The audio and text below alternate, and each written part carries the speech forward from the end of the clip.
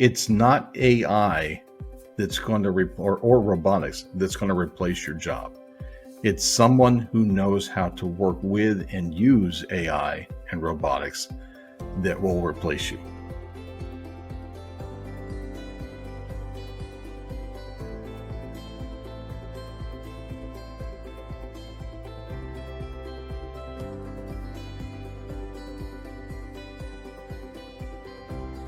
We can't quite figure out exactly what's happening on the inside. Not even the people that created it know actually what is happening. You now have the ability to do things that as a human being we couldn't do before, not just mentally, but physically.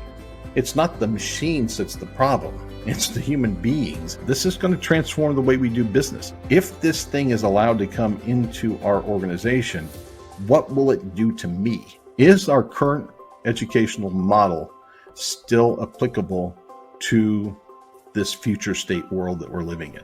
I think there's going to be a need for more human contact than ever. This is going to transform and enable us as human beings and machines to work together as partners to build a better future for everybody.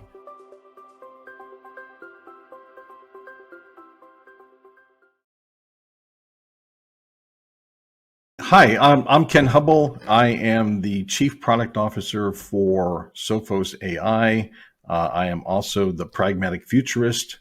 I am an author of a book called There Is AI in Team, and that's all about the future of human, augmented human, and non-human collaboration. For as far back as I can remember, I have been designing for tomorrow and building for today. And what do I mean by that? I mean that when I think about design, I think about where will it be 5-10 years from now, but what can I reasonably build today to start the process of getting there? So I got started in the whole AI and computer programming thing way back in the early 70s, back in 1976. Yes, I was one of the original geeks. And so I got a chance to create my first simulator back in 1976 on a very ancient computer called a TRS-80 Model 1. And I've loved the technology ever since. Around 2010, it was about the time that the Alexa came out. And when the Alexa came out, I was like, this is it.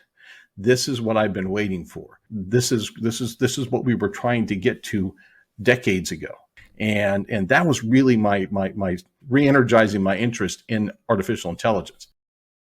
I started recognizing the fact that this kind of technology was really going to disrupt the talent industry. So the recruiting and the jobs and the career paths that people are going to do were going to be affected by this, because you didn't have to memorize things anymore. You could just ask Alexa or Siri and get the answer. That really changed the way I looked at education, because our educational model had been primarily focused on memorization.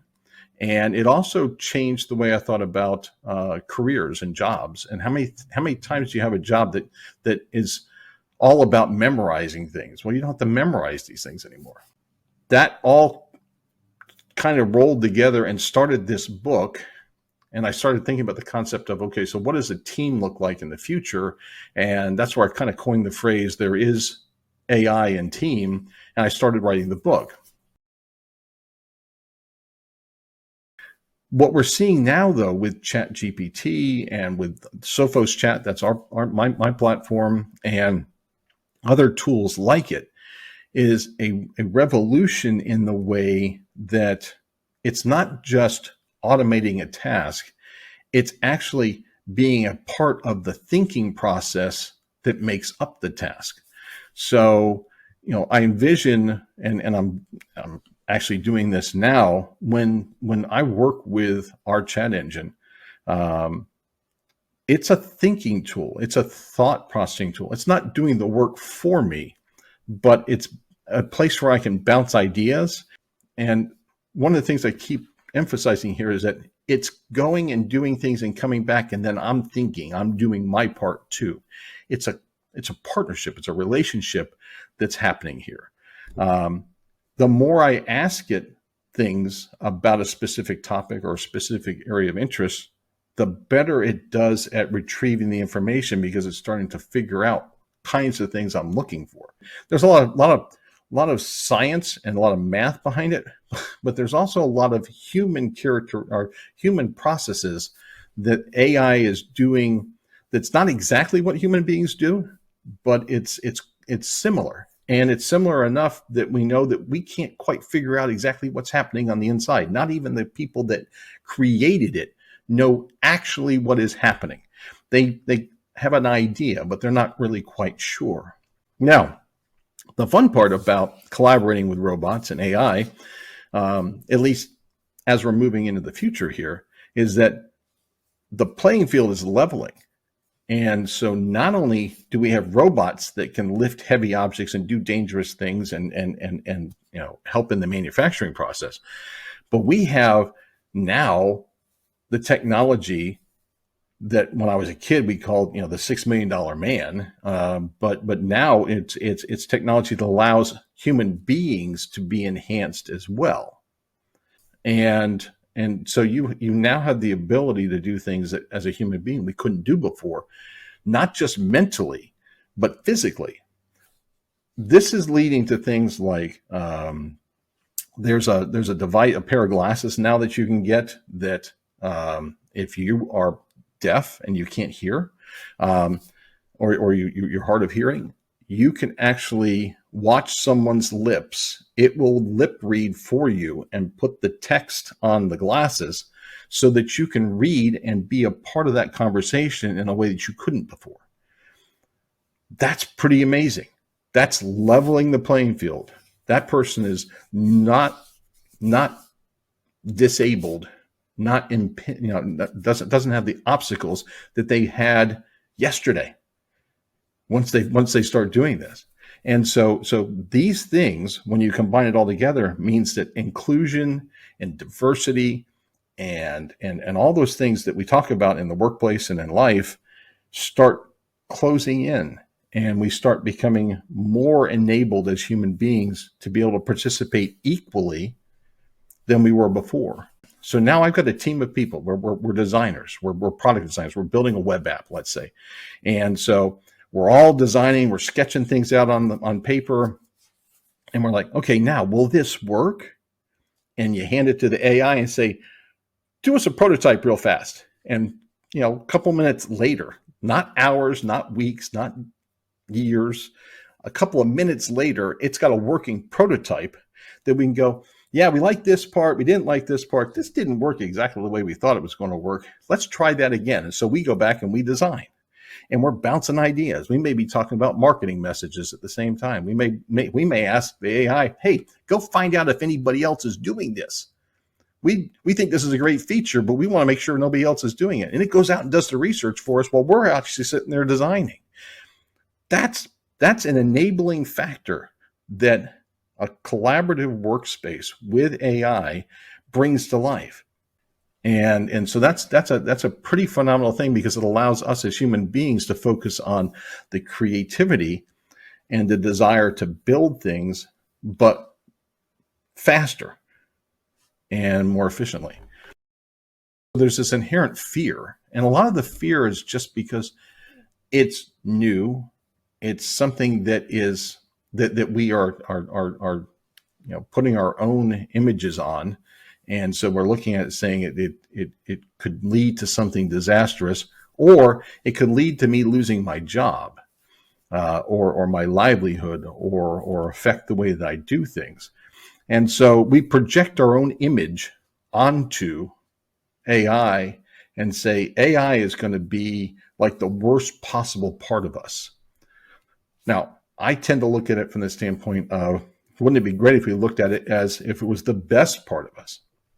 So there's an opportunity for us to flip the mirror and look back at ourselves and go, oh my goodness, it's not the machines that's the problem. It's the human beings.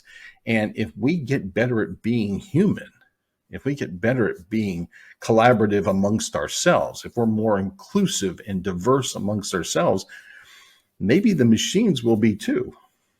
So that's one aspect of it. Then there's data privacy. And we have this problem with everything we're doing right now. It's not just AI's fault. It's just data privacy in general. We're either giving too much out, or we're not giving enough out, or we're giving the wrong things out, and we're making it to where the data that's associated with us is a controlling factor over us. Well, the same thing goes with AI. We want a mentor, a companion, a collaborator that knows enough about us that it can actually collaborate with us personally, just like as if it was another person. And so, but in order to do that, you got to share information about yourself. So there's that issue of that, and that's something I believe that really we have to resolve across the board, not just for this. Then there's the cultural aspect of the whole thing. Some people love tools. Some people love to use social media. Some people, a lot of people love to use the latest cell phone or the latest TV or the latest computer, whatever the case is. They're the easy ones. It's the ones that are reticent to either adopt new technology, they're comfortable with what they have, or they see it as an intrusion, so it's affecting my culture.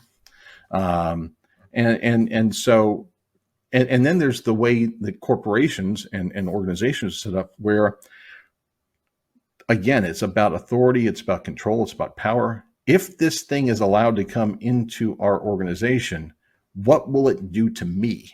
Is what a lot of people are going, and I can see that as being an issue. I mean, one of the things that's interesting, Isaac Asimov, who's a science fiction writer, wrote down the 3 laws of robotics way back, I think it's in the 50s. And the first law is a robot shall not harm a human being. Okay.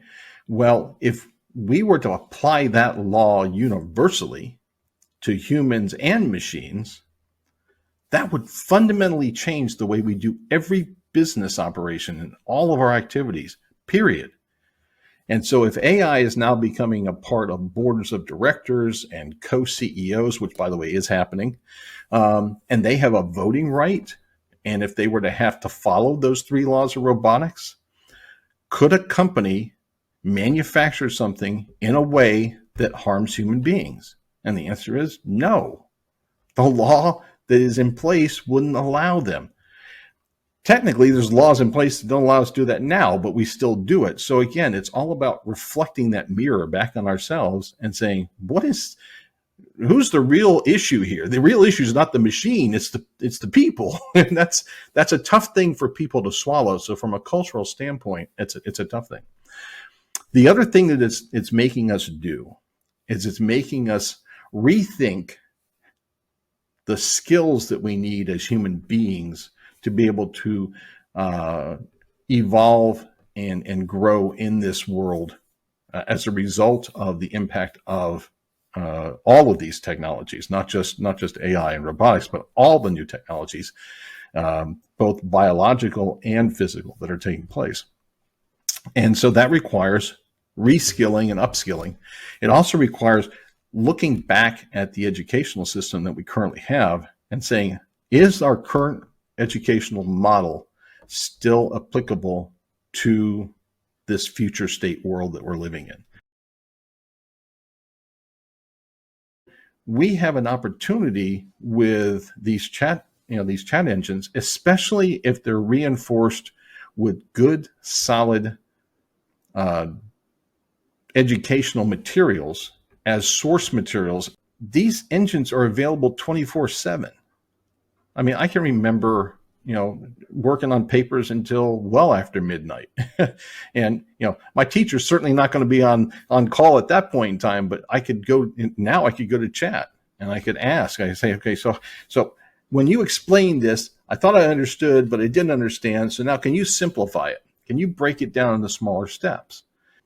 One of the things that I like about the chat engines is that it will summarize and paraphrase and simplify things.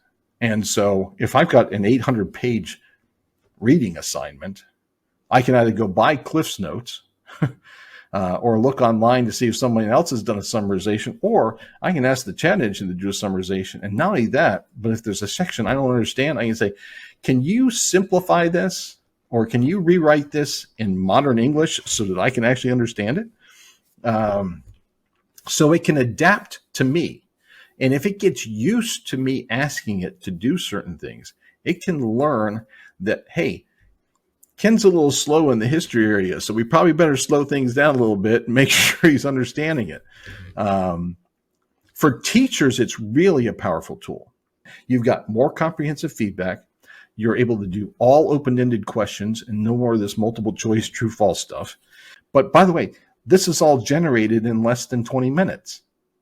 So now your teachers are freed up. Instead of having to spend all their time writing these assessments and these lessons and things like that, they can focus on how do I facilitate the classroom? How do I get the kids engaged in this in a way that makes sense? And oh, by the way, you can work with the chat engine to figure that out too. What's a great activity for 5-year-olds to teach them American history? What's a great activity for junior high school students to keep them interested in chemistry? So the focus now is more on the creativity of the teacher and the ability to do in-classroom observations and assessments and coming up with, those kinds of activities, and not just on, writing, studying for the test. You're seeing an amazing thing happen here, and it's universal access. So you have the opportunity for kids in any walk of life, as long as they have access to a device that can connect to this technology, they can have the same level of teaching and instruction as anybody else. The ability to have access to it, that's an amazing thing, because that's been one of the fundamental blocks of education and advancement in the world forever. I mean, it's always been, there's those that had access to the books and those that did not. From a medical standpoint, from a healthcare standpoint, we've got an entire generation that's getting ready to retire, and they're going to need to have companions as time goes on. And these devices, between the robots and the chat, I think will enable them to have additional care and additional companionship that they wouldn't have otherwise. For people in the middle, this is going to transform the way we do business, but I think it's going to do it in a way that enables more people to participate in the creative side, because they can get around their limitations and progress beyond that. And then for the kids, so you've got a generation that is coming into play here. They just presume this is going to happen. And that this is already here. So it's not a big surprise to them. So I think that one of the things that we're going to see is that as time goes by in the next 5 to 10 years, this will be so proliferated and so integrated in everything that we do that it will not be, oh, the AI, or oh, the robot, or oh, this. It is just going to be, how many people think about a landline when you've got a cell phone in your pocket all the time? And it's just something. Matter of fact, now you're just worried because you left it someplace. And so those are the kinds of things. It's going to impact us. It's going to change. It will change everything. But it may actually drive us to a point where we're more human. And here's why I say that. A lot of people worry about, it faking, human speech and human, connection, and you won't know whether it's a human or AI. And I say, yeah, so get on a plane and go talk to that person in person. Get on go walk over to somebody's house and talk to them face to face. Quit texting and doing all that all the time for your normal communications, and connect with a human being. That's, deals are going to be done not by, big deals will not be done by doing it over the internet. You won't know for sure. It's far better to go up and say, look somebody in the eye, shake their hand and say, yeah, let's close this deal. And we both sign the signatures. I think there's going to be a need for more human contact than ever. And so the side benefit or the ripple effect that happens out of this, the unintended consequence may be that we become more human than we are now. A lot of people have said this, but I'm going to say it again. It's not AI that's going to or robotics that's going to replace your job. It's someone who knows how to work with and use AI and robotics that will replace you. And so your biggest way to get around this risk is go learn about it, work with it, use it in things that you do every day, get comfortable with it, and know how you want to use it, where you want to use it in your life. It doesn't have to be for everything, but it can be something that helps you so that you don't get replaced by someone who is willing to embrace it. The biggest risk companies have in the whole thing is not getting involved with it, because it is happening. And if you choose to hide from it because you're afraid something is going to go wrong, other companies will take over, and you will find yourselves in a position where you wish that you had taken a chance and figured out how it could work best for your company.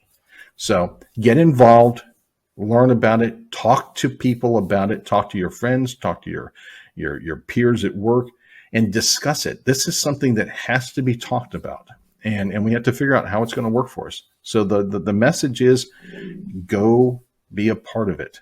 Don't hide from it, and enjoy it, because we're going to build a better place. This is going to transform and enable us as human beings and machines to work together as partners to build a better future for everybody.